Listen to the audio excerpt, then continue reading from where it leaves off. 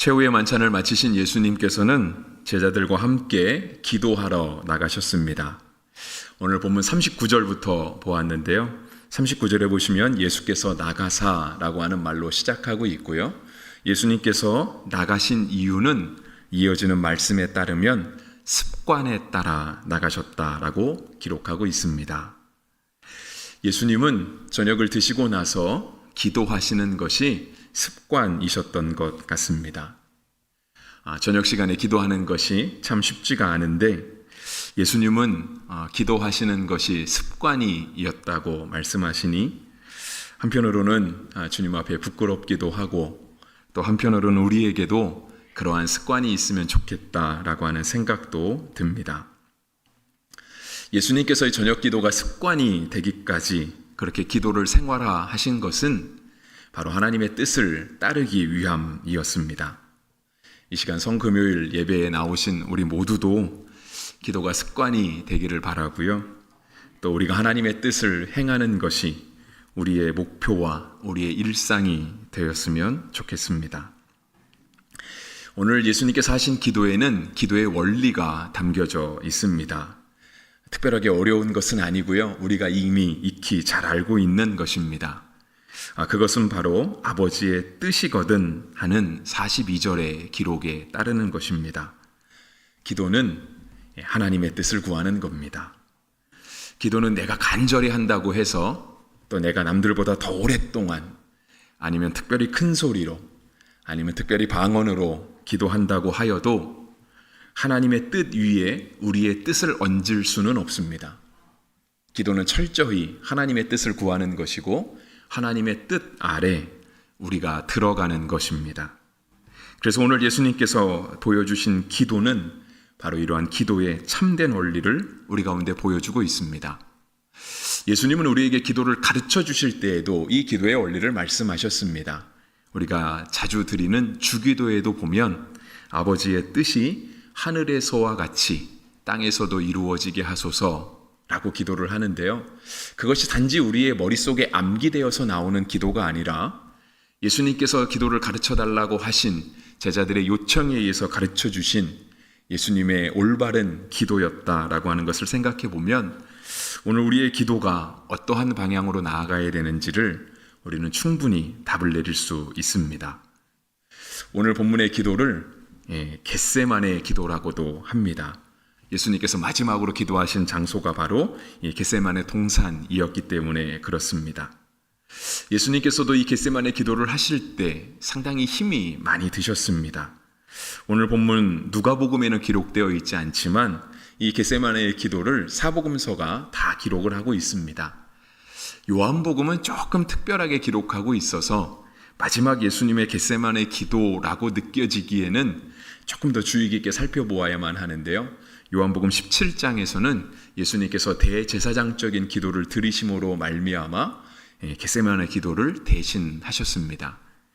그런데 오늘 예수님의 이 마지막 겟세마네 기도를 담고 있는 마태복음에 보면은요, 내 마음이 매우 고민하여 죽게 되었으니 라고 하면서 예수님이 기도하셨습니다. 똑같은 이 말씀을 담고 있는 마가복음에서는요, 단어 하나만을 바꿨습니다.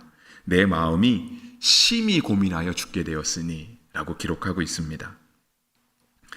예수님께서 이렇게 매우 고민하시고 심히 고민하시면서 기도하신 이유는 바로 예수님의 기도를 통하여서 아버지 하나님의 뜻이 이루어져야 했기 때문에 그렇습니다. 그래서 예수님도 그렇게 기도를 하신 거죠. 만일 아버지의 뜻이거든. 근데 예수님도 아버지의 뜻대로 기도하시는 것이 쉽지는 않았다라고 하는 거예요. 우리가 저녁 먹고 기도하는 것이 습관이 되기가 어려운 것처럼 우리의 일상이 하나님의 뜻을 따르는 것이 생활화되기가 힘든 것처럼 예수님께도 이것은 어렵고 힘든 일이었다라고 하는 거예요. 그런데 마태복음과 마가복음의 기록에 따라서 내 마음이 매우 고민하여 죽게 되었으니 심히 고민하여 죽게 되었으니 라고 할 때 그 다음에 이어지는 기도가 뭐냐면 바로 하나님의 뜻을 따르는 것이었거든요. 그러니까 결론을 내리면 그것입니다. 예수님의 고민이 해결되는 길은 하나님의 뜻을 따르는 것이었습니다. 여러분, 우리의 삶도 마찬가지입니다. 우리의 고민이 해결되는 길도 예수님의 뜻을 따르는 것밖에 없습니다. 우리 생각에는 우리의 마음의 원대로 이루어지면 우리의 마음의 고민이 다 사라질 것 같고 더 이상 우리에게 스트레스가 있거나 기도의 제목도 다 사라질 것 같지만 실은 그것은 내가 내 자신을 너무 맹신하고 있다라고 하는 우리의 교만을 보여줄 뿐입니다. 실은 우리는 완벽하지 않거든요. 로마서의 기록과 같이 사실상 우리는 우리가 뭘 기도하는지도 잘 모릅니다. 그래서 그렇게 말씀하시잖아요. 우리는 마땅히 기도할 바를 알지 못하나. 근데 분명 우리는 열심히 기도하고 있거든요. 왜냐면 교회에서 맨날 기도해야 된다고 이야기를 하잖아요. 데살로니가 전서에는 쉬지 말고 기도하라 말할 정도로 늘 기도를 가르쳐주고 있기 때문에 우리는 늘 기도의 자리를 떠나지 않으려고 정말 열심히 힘쓰고 있습니다. 새벽에도 기도하고 밤에도 기도하고 밥 먹을 때도 기도하고 잠잘 때도 기도하고. 그런데 로마서의 말씀은 우리가 마땅히 기도할 바를 알지 못한다라고 하는 거예요. 정말 어쩌면 우리가 기도하는 것은요, 우리가 잘 알지 못하고 기도하는 걸 수도 있습니다. 그래서 우리가 기도하는 대로 내 뜻이 다 이루어지면 어쩌면 하나님의 뜻은 안 이루어질 수도 있고요. 내 뜻대로 다 이루어지면 당장 우리 가운데 고민이 다 해결될 것 같고 난 이제 더 이상 나는 기도를 드리지 않아도 될 정도로 나에게 있는 모든 기도 제목이 다 사라졌을 것 같은 그런 생각을 할 수 있지만 실은 그렇지 않다라고 하는 거죠. 아주 쉬운 예로 여러분 우리의 삶이 우리의 뜻대로 되었으면 좋을까요? 하나님의 뜻대로 되면 좋을까요? 하나님의 뜻대로 되는 것이 좋은 것입니다. 그래야 우리 삶의 고민이 해결되는 거예요. 조금 더 구체적으로 생각하면 그렇습니다. 오늘 성금요일 기도회로 해서 우리 자녀들도 오기도 하고 청년들도 많이 왔는데 여러분 우리의 자녀들이 내 뜻대로 양육되면 내 뜻대로 자라면 우리 자녀들이 잘 자란 걸까요? 아니면 하나님이 길러주시는 게 잘 자란 걸까요? 그렇죠. 하나님이 길러주시는 게 잘 자란 거예요. 내 뜻대로 길러봐야 내가 내 자신을 돌아보면 알잖아요. 내 삶이 어떤지. 근데 내가 내 힘대로 길러봐야 고작 해야 내 모습밖에 안 되지 않겠습니까? 100% 배워도 나밖에 안 되는 건데 하나님께서 양육하여 주시고 하나님의 뜻이 우리 자녀들의 삶에 이루어질 수 있다라고 하면 우리의 자녀들은 그죠, 그리스도의 분량만큼 자라게 될 것입니다. 그래서 우리의 고민이 사라지는 것, 예수님도 심히 고민하여 죽게 되었으니 매우 고민하여 죽게 되었으니 라고 기도하시면서도 하나님의 뜻이 이루어지기를 간절히 기도하신 것은요, 그 하나님의 뜻이 이루어짐으로 말미암아 예수님의 마음에 있는 무거운 짐, 예수님의 마음에 있는 그런 심히 큰 고민이 해결될 수 있음을 우리 가운데 보여주시는 것입니다. 그래서 죽을 만큼 힘들어도요, 우리도 우리의 뜻대로 기도해서는 안 됩니다. 섣불리 기도해서도 안 되고요, 우리의 기도가 늘 하나님 앞에 올바로 드려지고 있는가, 내가 주님 앞에 참된 것을 구하고 있는가, 그것을 늘 점검해 보아야만 합니다. 예수님은 하나님의 뜻대로, 아버지의 뜻대로 십자가를 지셨습니다. 그 과정에서 고난도 많이 겪으셨고 제자의 배신도 당하셨습니다.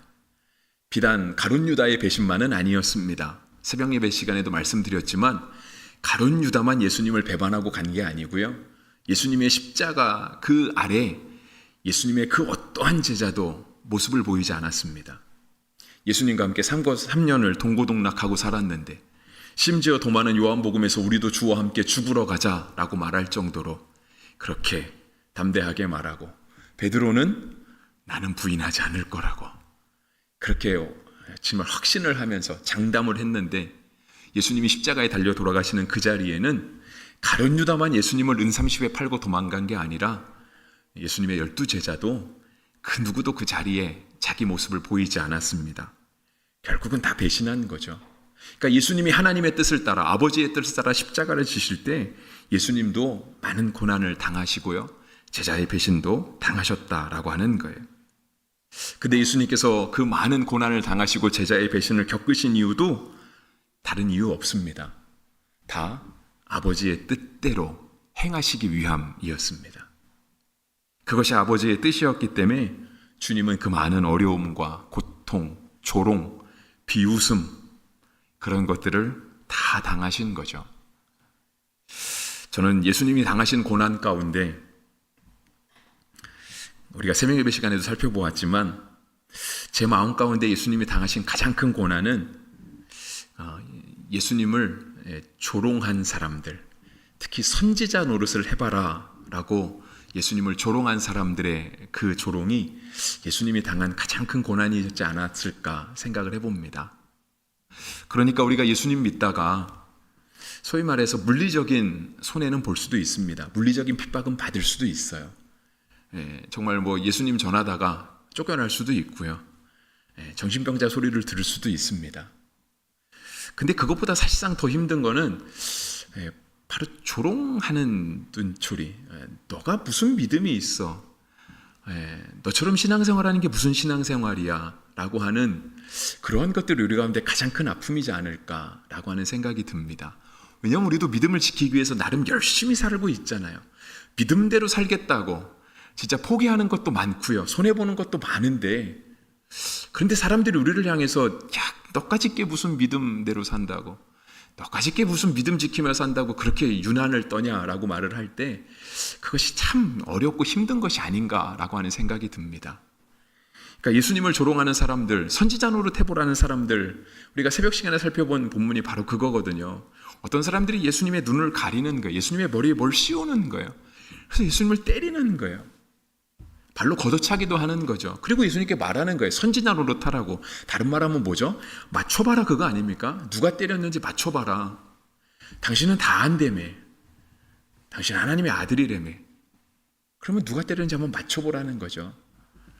심지어 오늘 나중에도 나오겠지만, 오늘 본문은 겟세마네 기도에서 안 나오지만 나중에도 십자가에 달려 돌아가셨을 때 사람들이 그러잖아요. 내려와 보라고.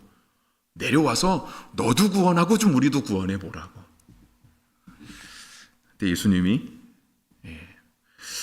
진짜 한번 내려오실 법도 한데, 저는 저 같으면 한번 내려왔을 것 같아요. 진짜 한번 때리고 다시 올라갔을 것 같아요. 그래야 좀 속이 시원할 것 같아요. 너무 화가 나잖아요. 근데 예수님이 그냥 그거를 다 당하시는 거예요. 한마디도 안 하시고. 근데 그 이유는 단 하나밖에 없는 거예요. 그게 하나님의 뜻이었거든요. 그게 아버지의 뜻이었던 거예요. 그러니까 그냥 다 당하시는 거예요. 다 당하시고 거기서 마지막 숨을 거두시는 거죠. 그렇다라고 한다면 우리는 기도하는 것은 물론이고요. 우리도 역시 하나님의 뜻을 따라 살아가는 삶, 그 삶에 우리의 마음을 다시 한번 결단할 수 있어야 합니다. 주님이 제자들에게 말씀하신 건 그거였어요. 유혹에 빠지지 않게 기도하라. 40절에 그렇게 말씀하셨거든요. 예수님이 겟세마네 동산에 기도하러 가셨는데 제자들은 다 자고 있었습니다. 누가복음에는 한 번밖에 기록되어 있지 않은데 마태복음과 마가복음에는 총 3번이 기록이 되어 있죠. 예수님이 하신 말씀은 그거였어요. 시험에 들지 않게, 유혹에 빠지지 않게 기도하라, 이것이었습니다. 여러분, 우리가 하나님의 뜻을 수행하기 위해서는 우리의 기도가 정말 하나님의 뜻에 맞게, 우리의 신앙의 삶이 하나님의 뜻에 맞게 이루어지기 위해서는요, 우리도 유혹에 빠지지 않게 깨어있어 기도할 수 있어야 합니다. 다시 말해서 유혹에 빠지지 않으려면, 주의 뜻대로 살려면 우리가 깨어있어야 되는 거예요.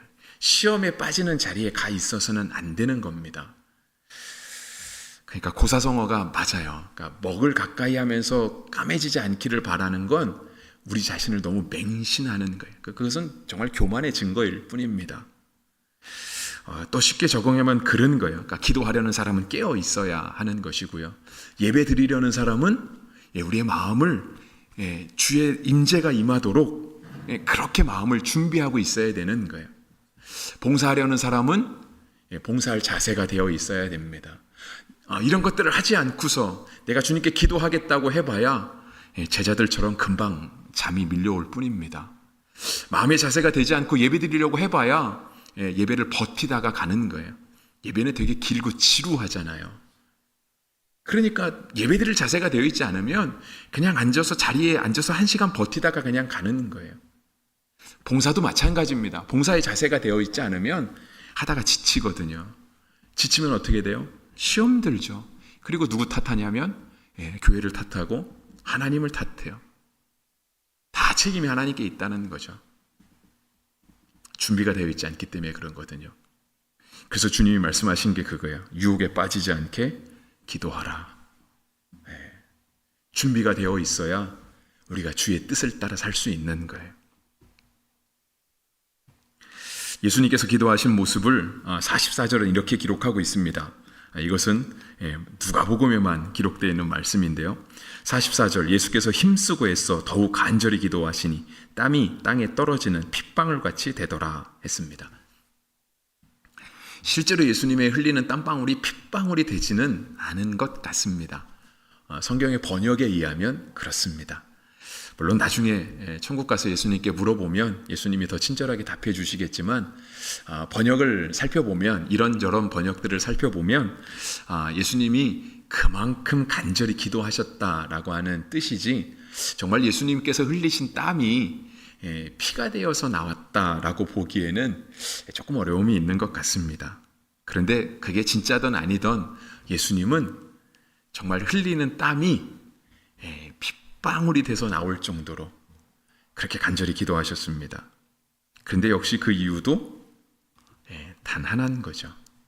아버지의 뜻을 수행하기 위해서, 아버지의 뜻대로 사시기 위해서, 또는 아버지의 뜻대로 죽기 위해서. 오늘 아침 그 큐티, 우리가 생명의 삶 따라서 가잖아요. 그것에 따라서 우리도 고난주간 특별 새벽 기도회를 했는데요. 오늘 아침 그 큐티를 해설하시는 그 유튜브에 올라와 있는 영상에 그 목사님이 그런 얘기를 하더라고요. 그 영국 여왕 엘리자베스, 그 여왕의 장례식을 언급을 하면서 정말 전 세계 각국에 있는 정상들이, 모든 외교 인사, 각 나라의 사절단들이 다 가서 그 여왕의 장례식에 참여했잖아요. 그게 막 TV로 생중계되기도 하고, 우리나라와는 전혀 상관없고 우리나라 여왕도 아닌데 우리도 그걸 관심 있게 보기도 하고요. 그러면서 그 목사님이 그러시더라고요. 잘 사는 것도 중요하지만 잘 죽는 것도 중요하다라고 하는 말을 하더라고요. 예수님이 오늘 십자가에 달리신 성금요일이잖아요. 그러니까 예수님의 죽으심은 그 표현대로 하면 잘 죽으신 죽음이라고 하는 거예요. 근데 잘 죽으신 죽음은 어떤 죽음이냐면 하나님의 뜻대로 죽는 거라는 거죠. 여러분, 우리가 주 뜻대로 잘 살아야 됩니다. 여러분의 삶이 주 뜻대로 잘 사시기를 바랍니다. 근데 그렇게 잘 사시다가 예수님처럼 주 뜻대로 잘 죽게 되시기를 바랍니다. 예수님은 지금 그 기도를 하고 계시는 거예요. 마지막 순간까지 주 뜻대로 잘 죽으시기 위해서 그 틀리는 땀방울이 핏방울이 되기까지 주님께서 간절히 기도하신 겁니다. 그래서 예수님의 겟세마네 기도가 우리에게 기도의 모범이 되기도 하고요. 근데 반면 제자들은 그저 자고 있었죠. 그래서 예수님이 유혹에 빠지지 않게 기도하라 하셨는데요. 이런 제자들을 향해서 예수님이 하신 말씀은 46절과 같아요. 46절은 말씀하시죠. 이르시되 어찌하여 자느냐, 그거였어요. 시험에 들지 않게 일어나 기도하라. 어쩌면 오늘 우리가 기도하는 것에 있어서 하나님의 뜻이 이루어지기보다는 하나님 그래도 제 뜻대로 해주십시오, 그래도 하나님이 이거는 꼭 해주셔야 되겠습니다, 하나님 말씀 다 덮어놓고 그래도 이거는 이렇게 되는 게 맞는 것 같습니다, 주님 한 번만은 이렇게 해주셔야 좋겠습니다. 우리도 그렇게 기도하기도 하고 그렇게 신앙생활 하기도 하잖아요. 네, 그러한 사람들을 향하여 주님이 뭐라고 하실까요? 46절처럼 말씀하시는 거예요. 어찌하여 자느냐. 주의 뜻은 기도하는 거였거든요. 주의 뜻은요, 40절에도 말씀하셨잖아요. 유혹에 빠지지 않게 기도하라. 예수님은 땀방울이 핏방울이 되도록 기도하시는 거, 제자들에게도 기도를 부탁하셨잖아요. 근데 내려와 봤더니 제자들이 자고 있는 거예요. 예수님이 그 제자들을 향해서 하시는 말씀은 그거죠. 어찌하여 자느냐. 동일하게 예수님의 기도가 주의 뜻대로 살아가기 위해서, 주의 뜻대로 죽으시기 위해서 하시는 기도였다라고 한다면 오늘 주 뜻대로 살지 않는 우리를 향해서 예수님이 동일한 말씀을 하실 거라는 거죠. 어찌하여 자느냐, 그거야. 살았다고는 하지만, 깨어있다고는 하지만 실제로 죽은 자와 별반 다를 것 없고요, 잠자는 자와 별반 다르지 않다라고 하는 것이죠. 그래서 다소 수치스럽게 느껴지잖아요. 누가 우리에게 야, 지금이 몇 시인데 아직도 자냐? 야, 공부 시간에 왜 자냐? 일하는 시간에 왜 자꾸 딴짓하냐 자냐라고 하면 솔직히 좀 창피하잖아요. 수치스러움이 느껴지는 예수님의 이러한 질책은 다 한 가지 이유라는 거예요. 우리로 하여금 주 뜻대로 살게 하기 위함입니다. 말씀 마무리하고 찬양하고 기도하겠습니다. 하나님의 뜻대로 사는 것, 그것은 성도의 본분입니다. 그렇죠? 이 땅을 살아가는 모든 그리스도인들, 이 땅에 존재하는 모든 교회, 존재하는 목적과 이유는 단 하나입니다. 주 뜻대로 살기 위해서, 주 뜻을 이루기 위해서 성도가 살아가는 거고 교회가 존재하는 거거든요. 여러분, 육신의 부모님의 뜻대로 사는 것도 참 쉽지 않습니다. 제가 제 삶을 돌아보면 그래요. 아버지 어머니 말대로 안 사는 게 더 많은 것 같아요. 근데 왜 안 사냐? 어쩌면 저희 아버지 어머니가 이 영상을 보고 계실 수도 있습니다.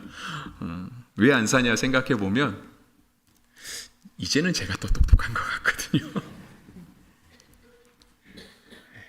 고령인 아버지 어머니보다 그래도 제 판단이 더 이성적인 판단인 것 같은 느낌이 들거든요. 육신의 부모의 뜻을 따라 살기도 어려운데 하나님의 뜻을 따라 살 때 그 어려움은 이루다 말할 수 없죠. 왜냐하면 자꾸 내 뜻이 맞는 것 같은 느낌이 들어서 그래요. 근데 그거를 꺾는 것도 쉽진 않잖아요. 내 뜻을 내려놓는 것도 쉽지 않거든요. 그런데 내 뜻을 내려놓으려고 하면 주님이 도와주세요. 어디 나오냐면 43절에 나와요. 이 42절에 주님께서 그렇게 기도하시죠. 아버지여, 만일 아버지의 뜻이거든 이 잔을 내게서 옮기시옵소서. 그러나 내 원대로 마시옵고 아버지의 원대로 되기를 원하나이다 하시니, 그러니까 주님께서 끝까지 그래도 주님 뜻대로 되기를 원합니다 라고 기도하시니 43절에 천사가 하늘로부터 예수께 나타나 힘을 더하더라. 우리도 오늘 주 뜻대로 살려고 할 때 천사가 아니라 성령님이 우리를 도우십니다. 여러분, 천사와 성령님은 비교할 수 없잖아요. 성령님에 비하면 천사는 아무것도 아니죠. 근데 우리가 그렇게 주 뜻대로 살려고 노력하면 성령님께서 친히 우리를 도우시는 거예요. 우리는 기도할 바를 알지 못하나 성령이 말할 수 없는 탄식으로 우리를 위하여 친히 간구하시느니라. 로마서도 말씀하시는데 우리가 오늘 주 뜻대로 살아가려고 할 때 성령의 도우심을 잊게 되시기를 간절히 바라고요. 또 2025년 사순절 이렇게 마무리하게 되고 우리가 내일은 주님이 무덤에 갇히신 날 하루를 아주 어둠의 날로 보내게다가 이제는 부활을 맞이하게 될 텐데 정말 2025년 사순절과 부활절이 주의 뜻대로 살기를 결단하는 삶, 그리고 그렇게 주의 뜻대로 기도하기를 결단하는 그러한 삶이 되기를 주님의 이름으로 축복합니다.